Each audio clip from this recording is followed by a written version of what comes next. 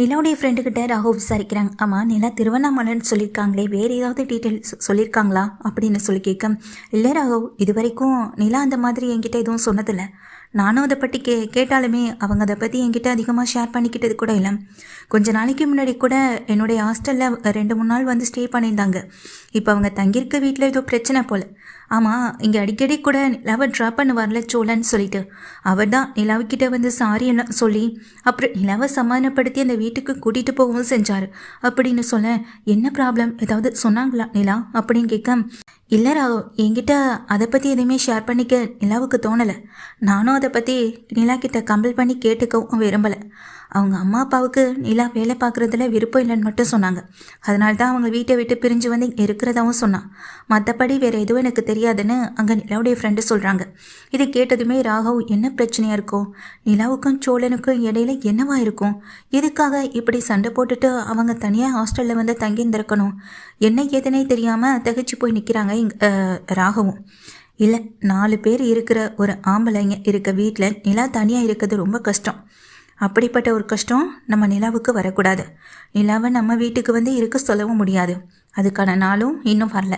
ஆனால் நிலாவுக்கு நம்ம கம்பெனி சார்பாக ஏதாவது வீடுன்னு சொல்லி அரேஞ்ச் பண்ணி கொடுத்தா அங்கே நிலா வந்து இருந்து தானே ஆகணும். ஏதாவது ஏற்பாடு பண்ணும் அப்படின்னு ராகவ் நினைக்கிறாங்க. வீட்டில் இங்கே சோழன் ரொம்பவே கோவமாக இருக்காங்க. என்னங்க அப்படின்னு சொல்லிட்டு இங்கே சோழன் கிட்ட நிலா வந்து பேசும்போது, நிலா பேசும்போது கூட சோழன் வந்து கோவமாக தான் இருக்காங்க. நிலா கிட்ட ஒரு வார்த்தை கூட பேசலை. சொல்லுங்க சோழன் அப்படின்னு கேட்க, ஒன்றும் இல்லைங்க, நான் என்ன சொன்னாலும் நீங்கள் என்ன நான் சொல்கிறத கேட்கவா போகிறீங்க அப்படின்னு சொல்லும்போது, நீங்கள் என்னங்க சொல்ல போகிறீங்க, எதுவாக இருந்தாலும் சொன்னால் தானேங்க எனக்கு தெரியும் அப்படின்னு நிலாவும் கேட்குறாங்க. ஒன்றும் இல்லைங்க, அதை விடுங்கங்க. நான்லாம் ரொம்ப காஸ்ட்லியெல்லாம் உங்களுக்கு வாட்ச் வாங்கி கொடுக்கல. ரொம்ப சிம்பிளாக என்னால் முடிஞ்சதை, என்னால் கார் டிரைவிங் ஓட்டி என்னால் சம்பாதிக்க முடிஞ்சதை, அதில் என்ன வாங்கி கொடுக்க முடியுமோ அதை தாங்க வாங்கி கொடுத்தேன். பிடிச்சிருந்தா போடுங்க, இல்லை எனக்காகலாம் போட்டுக்க வேண்டாம் அப்படின்னு சொல்ல, இப்போ ஏன் சோழன் இப்பெல்லாம் பேசுகிறீங்கன்னு சொல்லி கேட்க, இங்கே சோழன் எதுவுமே பேசாமல் அந்த இடத்த விட்டு நகர்ந்து போக எல்லாம் யோசிக்கிறாங்க. ஓ, இதுதான் விஷயமா, ராகு எனக்கு வாட்ச் வாங்கி கொடுத்து ப்ரெசென்ட் பண்ணியிருக்காரு, அதை ஒருவேளை நான் எடுத்து போட்டுருவேணும்னு ஒரு பயம் போல் அப்படின்னு நினச்சிக்கிட்டு நிலா இருக்காங்க. அடுத்த நாள் காலையிலே ராகுல் கிட்டேருந்து ஒரு ஃபோன் கால் வருது. இன்னைக்கு என்னதான் ஆஃபீஸ் இல்லைன்னு சொன்னாரே அப்படின்னு சொல்லிட்டு உடனே கால் அட்டன் பண்ண நிலாவும், நிலா ஒரு முக்கியமான ஃபங்க்ஷன் இங்கே வந்தே ஆகணும் அப்படின்னு சொல்ல, ஃபங்க்ஷனா எங்கே அப்படின்னு சொல்லி கேட்குறாங்க. என்னங்க அதுவா, நான் சொல்கிற இடத்துக்கு நீங்கள் வந்துட்டீங்கனாலே போதும், மற்றபடி ஒன்றும் கிடையாது, வர்றப்போ கொஞ்சம் ட்ரெடிஷ்னலாக வாங்க அப்படின்னு சொல்கிறாங்க. எதுக்குன்னு தெரியாமல் எங்கள் கோவத்தில் ஃபோனை வைக்கிறனில்ல, எதுக்கு இப்போ நம்மளை கூப்பிடுறாரு, அதுவும் ட்ரெடிஷ்னலாக அப்படின்னு நினச்சிட்டு டென்ஷனாக இருக்காங்க. என்னங்க என்னாச்சு அப்படின்னு சொல்லி கேட்க, ராகு தான் ஃபோன் பண்ணாருன்னு சொன்னோடனே இந்த சோழனுக்கு பயங்கர கோவம் வருது. அவன் எதுக்கு உங்களுக்கு ஃபோன் பண்ணா அப்படின்னு கோவத்தில் கேட்க, நிலா எதுவுமே பேசாமல் நிற்கிறாங்க. சொல்லுங்கங்க என்ன விஷயம் அப்படின்னு சொல்லி கேட்க, இல்லைங்க ஏதோ ஃபங்க்ஷன், நீங்கள் உடனே வந்தாகணும்னு சொன்னார், என்ன ஏதுன்னு கேட்டப்போ கூட எதையுமே சொல்லலை, நீங்கள் கொஞ்சம் என் கூட வர முடியுமா அப்படின்னு சொல்லி கேட்க, சரின்னு கோவத்தில் தான் இருக்காங்க. ஆனாலும் நிலாவை தனியாக விடவும் மனசு வரல. அதனால் சோழனே நிலாவை கூட்டிகிட்டு கிளம்புறாங்க. அவங்க சொன்ன மாதிரி ட்ரெடிஷ்னலாக புடவையில் தான் வராங்க. புடவையை வந்து எடுத்து கொடுத்ததே இந்த சோழன் தான். சோழன் கட்டின புடவையை, எடுத்து கொடுத்த புடவையை கட்டிட்டு வர நிலாவை பார்த்ததும் சோழனுக்கு சந்தோஷமாக இருக்குது. அது மட்டும் இல்லாமல் சோழன் வாங்கி கொடுத்து அதே வாட்சை தான் கட்டிட்டு வரவும் செய்கிறாங்க எங்கள் நிலாவும். இன்னும் அவருக்கு ரொம்ப சந்தோஷமாக இருக்குது. ஏங்க எனக்காகலாம் நீங்கள் ஒன்று போட்டுட்டு வரலையே, அப்புறம் அந்த ராகு வாங்கி கொடுத்த வாட்ச் அப்படின்னு சொல்லும்போது, எனக்கு பிடிச்சது என்னவோ அதை தானங்க செய்ய முடியும் அப்படின்னு இங்கே நிலா சொல்லும்போதே அங்கே இதெல்லாம் கேட்டுக்கிட்டு இருக்க பாண்டியனாக இருக்கட்டும், பாண்டியன், சேரன், இவங்க எல்லாருக்குமே ரொம்ப சந்தோஷமாக தான் இருக்குது. உடனே அந்த இடத்த விட்டு கிளம்புறாங்க நிலா சோழன் 2 பேரும் ஒன்றா ஜோடியாக போகிறதா பார்த்ததும் சேரனுக்குமே மனசுக்கு திருப்தியாகவும் சந்தோஷமாகவும் இருக்குது. சோழன் இல்லை 2 பேருமே ராகவ் சொன்ன இடத்துக்கு போகிறாங்க. வண்டியிலேருந்து வந்து இறங்கின சோழனை பார்த்ததும் ரொம்ப கோவப்படுறாங்க எங்கள் ராகவும். ஆனாலும் கண்ட்ரோல் பண்ணிட்டு நிற்கிறாங்க. வாங்க நிலா, உங்களுக்காக தான் எல்லாருமே வெயிட் பண்ணிட்டு இருக்காங்க அப்படின்னு சொல்ல, என்ன ராகவ் என்ன விஷயம் அப்படின்னு சொல்லி கேட்க, நீங்கள் வாங்க நிலா அப்படின்னு சொல்லி எங்கள் பக்கத்தில் கூப்பிடுறாங்க.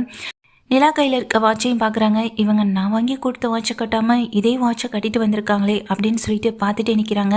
என்னாச்சு ராகவ் அப்படின்னு சொல்லி கேட்க, இல்லை நிலா, நான் உங்களுக்காக கிஃப்ட் பண்ண வாட்சிங் அப்படின்னு சொல்லி கேட்க, இது உங்களுக்கு செட் ஆகலைன்னு தான் அன்னைக்கே சொன்னனே நிலா அப்படின்னு சொல்லும்போதும், ஏங்க எனக்கு என்ன பிடிக்குமோ அது தானங்க நான் போட முடியும், இது எனக்காக ஆசையாக சோழன் வாங்கி கொடுத்தது, அதை தான் நான் கட்டியிருக்கேன்னு சொன்னதுமே ராகுடைய மனசு அங்கே முகம் எல்லாமே சட்டுன்னு வடவும் செய்து, இங்கே என்ன விஷயமா கூப்பிட்டீங்க, என்ன ஃபங்க்ஷன் நடக்குதுன்னு உடனே நிலா கேட்குறாங்க. அதுக்கு இங்கே ராகவும், இல்லை, நீங்கள் நம்ம கம்பெனிக்காக பெரிய ப்ராஜெக்ட்லாம் ஒர்க் பண்ணி கொடுத்துருக்கீங்க. அந்த வீட்டில் 4 பேர் 5 பேர் இருக்க ஒரு வீட்டில் ஒரு பொண்ணாக தனியாக இருக்கிறது ரொம்ப கஷ்டம் இல்லையா? அதனால தான் உங்களுக்குன்னு தனி வீடை நான் ஏற்பாடு பண்ணி கொடுத்துருக்கேன். அதுவும் இது கம்பெனி சார்பாக தாங்க. இதை நீங்கள் ஏற்றுக்கிட்டிங்கன்னா நான் சந்தோஷப்படுவேன் அப்படின்னு சொல்ல, பின் எதுக்கு கம்பெனி ஸ்டாஃப்ஸ் யாருமே வரல அப்படின்னு சொல்லி கேட்குறாங்க நிலாவும். அதுக்கு இங்கே ராகவும், இல்லைங்க, இன்றைக்கி எல்லாரும் லீவில் இருப்பாங்க, அவங்கள்ட்ட லீவு முடிஞ்சதை சொல்லலான்னு தான் இருந்தேன். மற்றபடி இதில் ஒன்றும் இல்லை நிலா, உங்களுக்கு இந்த வீடு பிடிச்சிருக்கான்னு கொஞ்சம் பார்த்து சொல்லுங்கள் அப்படின்னு நிலாவை பார்த்துட்டு ராகவ் சொல்கிறாங்க. நீங்கள் என்கிட்ட ஒரு வார்த்தை கேட்டிருக்கலாம் ராகவ், எனக்கு இந்த வீடு செட் ஆகாது அப்படின்னு சொல்ல, எனக்கு சோழன், இங்கே சேரனா, அப்புறம் பல்லவன், பாண்டியன், நடேசன் அங்கிள்னு எல்லார் கூட இருக்க தான் எனக்கு பிடிச்சிருக்கு. நான் தனியாக இருக்குன்னு நினச்சா நான் எப்போதோ தனியாக வந்திருப்பேனே அப்படின்னு சொல்லி இங்கே நிலா சொல்லும்போது ராகவ் கேட்குறாங்க, இல்லை நிலா, அந்த வீட்டில் உங்களுக்கு கம்ஃபர்டபுளாக இருக்க பிடிக்கலை, உங்களால் அங்கே இருக்க முடியலைன்னு எனக்கு தோணிகிட்டே இருந்தது. பின் எதுக்காக இந்த சோழன் கூட சண்டை போட்டுட்டு நீங்கள் ஹாஸ்டல்லாம் போய் தங்கணும் அப்படின்னு சொல்லும்போது நிலாவும் சோழனும் திகச்சு போய் பார்க்குறாங்க. ஏங்க, எங்களுக்குள்ளே இருக்கிற ஒரு ஃபேமிலி இஷ்யூங்க, அது இப்போதைக்கு சரியாயிடுச்சு, நாங்கள் எல்லோரும் சந்தோஷமாக தானே இருக்கோம், பின்ன எதுக்காக எனக்கு மட்டும் அப்படின்னு சொல்லி கேட்க, உடனே சோழனும் நிலாவை பார்த்துட்டே இருக்காங்க. இவனுக்கு ஏதாவது ஒரு பதிலடி கொடுத்தே ஆகணும் அப்படின்னு சோழன் நினைக்கிறதுக்குள்ளேயே நிலா சொல்கிறாங்க, சரிதான், ஆனால் இந்த வீட்டில் நான் மட்டும் தனியாக தங்க முடியாதே, எனக்கு உரிமையான ஒருத்தர் அப்படின்னு சொல்லிட்டு இங்கே சோழனை பார்க்குறாங்க. என்ன சொல்கிறீங்க அப்படின்னு கேட்க, ஆமாங்க, எனக்கு உரிமையான ஒருத்தர், அதுவும் என்னுடைய ஹஸ்பண்ட் அப்படின்னு சொல்லும்போது அவரும் என் கூட தங்கினா தானே சரியாக இருக்குன்னு சொல்ல, சோழனே அது வந்து போய் நிலாவை பார்க்குறாங்க. அது ராகுவுக்கு ஒன்றுமே புரியல. என்ன நிலா சொல்கிறீங்க, விளையாடுறீங்களா அப்படின்னு சொல்லி கேட்க, சச்சை நான் சீரியஸாக தாங்க சொல்கிறேன், ஆல்ரெடி எனக்கு மேரேஜ் ஆகிடுச்சுங்க, அதுவும் மேரேஜ் ஆனதுனால தானேங்க அந்த வீட்டில் இருக்கேன். நான் லவ் பண்ணி மேரேஜ் பண்ணிவிட்டு ஓடி வந்ததே, சோழனை கூட்டிகிட்டு வந்ததே இங்கே இந்த ஊருக்கு தான். நான் லவ் பண்ணது, மேரேஜ் பண்ணது எதுவுமே எங்கள் வீட்டில் இருக்கவங்களுக்கு பிடிக்கல, அதனால தாங்க என்னை அந்த வீட்டில் ஏற்றுக்கவும்ல. இப்போ வரைக்கும் நானும் அவங்க கூட பேசாமலே இருக்கேன். இப்போ சோழன் கூட இந்த வீட்டில் நான் ரொம்ப சந்தோஷமாக இருக்கேன். ஆரம்பத்தில் அந்த வீடு எனக்கு செட் ஆகலை தான், ஆனால் இப்போ ரொம்ப செட் ஆனதுனால அந்த வீட்டை விட்டு நான் வேறு எதை பற்றியுமே யோசிக்கிறது கூட இல்லை அப்படின்னு நிலா சொல்ல, ராகவுக்கு ரொம்ப பெரிய அதிர்ச்சியாகவும் ஆச்சரியமாகவும் இருக்கு. என்ன நிலா சொல்கிறீங்க, உங்களுக்கு ஏற்கனவே மேரேஜ் ஆகிட்டா, பின்ன ஏன் இதை நீங்கள் என்கிட்ட சொல்லலை அப்படின்னு கேட்க, என்ன ராகவ், நான் வேலைக்கு தானே வந்திருக்கேன், வேலை செய்ய வந்த இடத்துல என் ஃபேமிலி விஷயத்தை பற்றியோ இல்லை எனக்கு மேரேஜ் ஆகிட்டா இல்லையான்ற விஷயத்தை பற்றியோ சொல்லிட்டா இருக்க முடியும் அப்படின்னு நிலா சொல்ல, ராகவ் மனசு முழுக்க கஷ்டமாயிடுது. சோழனை பார்த்து முறைக்கவும் செய்கிறாங்க. நிலா ஏன் ஆளுடா அப்படின்னு கெத்தா நிற்கிறாங்க. இங்கே சோழனும் நிலாவும் இங்கே அந்த ராகவ் பார்த்துட்டு, சாரி ராகவ், நீங்கள் என்கிட்ட இந்த விஷயத்தை முன்கூட்டியே ஷேர் பண்ணியிருந்தீங்கன்னா இது எதுவுமே வேண்டான்னு சொல்லியிருந்திருப்பேன். என்னால் இந்த வீட்டில் தங்க முடியாது, என்னை மன்னிச்சிருங்க, என்னால் அந்த வீட்டை விட்டு வெளியே வரவும் முடியாது அப்படின்னு சொல்லிட்டு, வாங்க சோழன் கிளம்பலாம் அப்படின்னு சோழன் கையை பிடிச்சிட்டு நிலா அந்த இடத்த விட்டு கிளம்ப, ஏன்னா நிலா வந்துட்டு சரியான பதிலடியை ராகவுக்கு கொடுக்கணும்னு முடிவு பண்ணிட்டாங்க. அதனால தான் வீட்டில் கலட்டி வச்சிருந்த தாலியை கூட கழுத்தில் எடுத்து போட்டுட்டு வரவும் செஞ்சுருப்பாங்க. அதுக்கு தாலியை காட்டி நம்பலன்றப்போ ஆதாரமாக காட்டி அதை சொல்லவும் செஞ்சுருக்காங்க. இதெல்லாம் பார்த்துட்டு சோழனுக்குமே ரொம்ப பெரிய அதிர்ச்சியாகவும் ஆச்சரியமாகவும் இருக்க தான் செய்து. அதே நேரத்தில் ராகவுக்கு இது பேரதிர்ச்சியாக இருக்குது. ராகவ் உடனே அவங்க ஃப்ரெண்டுக்கு கால் பண்ணி விஷயத்த சொல்லிட்டு கேட்க, இல்லைங்க, என்கிட்ட கூட நிலா இது வரைக்கும் அதை பற்றி சொன்னதே கிடையாது அப்படின்னு சொல்லி இப்போதாங்க எனக்கு புரியுது. அப்போ ஹஸ்பண்ட் அண்ட் ஒய்ஃப்குள்ளே ஏதோ பிரச்சனைன்றதுனால தான் நிலா அன்றைக்கி வந்து அங்கே தங்கியிருந்திருக்காங்க. அவரும் ஏதோ சாரி கேட்டு அதுக்குனால தான் வந்து சாரியும் கேட்டிருக்கார் போல அப்படின்னு இங்கே அவங்க ஃப்ரெண்டு சொல்லும்போது தான் இங்கே ராகவும் புரிஞ்சுக்கவும் செய்கிறாங்க. நிலாவுக்கு கால் பண்ணுறாங்க, என்ன நிலா, உனக்கு மேரேஜ் ஆன விஷயத்த நீ சொல்லியிருந்திருக்கலாம்ல, ராகு தேவையில்லாமல் உன் மேலே எந்தவித ஆசையும் ஏற்படுத்தியிருக்க மாட்டார்ல அப்படின்னு சொல்ல, என்ன இது, நான் எனக்கு மேரேஜ் ஆன விஷயத்த சொல்லிட்டேவா இருக்க முடியும், எனக்கு அப்போதைக்கு சொல்ல தோணலை, அதுவும் இப்படியெல்லாம் ராகு நினைப்பான்னு நான் எதிர்பார்க்கவும் இல்லைல்ல அப்படின்னு இங்கே அவங்க ஃப்ரெண்டு திவ்யாட்ட சொல்கிறாங்க. ஃப்ரெண்டுமே எதுவுமே சொல்ல முடியலை, இந்த சுச்சுவேஷனை எப்படி வந்துட்டு நான் மெயின்டைன் பண்ண போகிறேன், ஹேண்டில் பண்ண போகிறேன்னு தெரியாமல் இருந்தது. பட் இனிமேல் ராகுடைய எந்த பிரச்சனையும் எனக்கு இருக்காதில்ல அப்படின்னு நினச்சிட்டு தான் எங்கள் நிலாவும் இருக்காங்க. நிலா இந்த விஷயத்த சொன்னதை திரும்ப பில்டப் பண்ணி வீட்டில் இருக்க எல்லார்கிட்டையும் சொல்லலான்னு தான் ஆசையோடு வராங்க.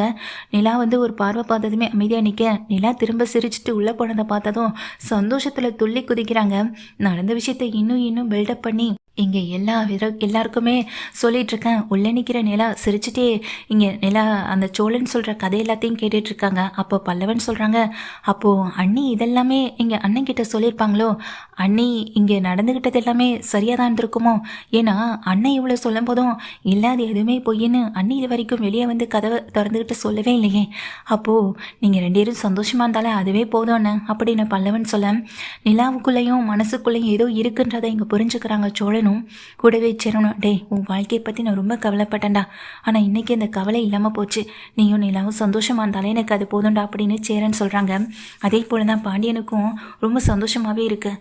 மொத்தத்தில் நிலாவுக்கும் சோழனுக்கும் கல்யாணமான விஷயத்த இங்கே ராகு இப்படி தெரிஞ்சுக்கிட்டது ஒரு பக்கம் இருந்தாலும், ஆனால் நிலா விஷயத்தில் அவங்க இன்னமும் அதை விட்டு கொடுத்து போகிற மாதிரி இல்லை. நிலாவை விட்டு கொடுக்க கூடாதுன்றதுல இருக்காங்க. இந்த சோழனை நிலாக்கிட்டேருந்து பிரிக்கணும், அந்த வீட்டை விட்டு அவளை வெளியே கொண்டு வரணும்னா நாம் என்ன செஞ்சால் நிலா நம்ம பக்கம் வருவான்றதை பொறுத்து தான் எதையுமே இனி ஸ்ட்ராங்காக எடுத்து வைக்கணும் அப்படின்னு இன்னொரு பக்கம் அந்த ராகு ஒரு பக்கம் பிளான் பண்ணிக்கிட்டு இருந்தாலும் சோழன் மனதைரியத்தோடு இருக்காங்க. நிலா இப்போ இல்லை, இனி எப்போதுமே எதையும் எதுக்காகவும் விட்டு கொடுத்து போக மாட்டா, என்னையும் விட்டுற மாட்டான்னு முழு நம்பிக்கையோட இங்கே சோழனும் இருக்காங்க.